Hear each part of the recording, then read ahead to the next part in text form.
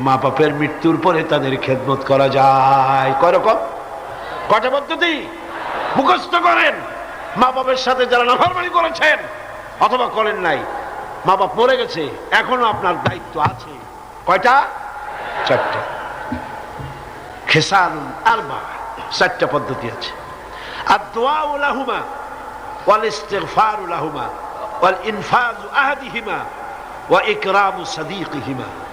চারটা পদ্ধতিতে মৃত্যু মা বাপের খেদমত আপনি করতে পারেন। এক নম্বরে হলো তাদের জন্য দোয়া করেন, সূরা ফাতিহা পড়েন, সূরা ইখলাস পড়েন। 3 বার সূরা ইখলাস পড়বেন, একবার কোরআন শরীফ খতম করার সওয়াব হয়ে যাবে।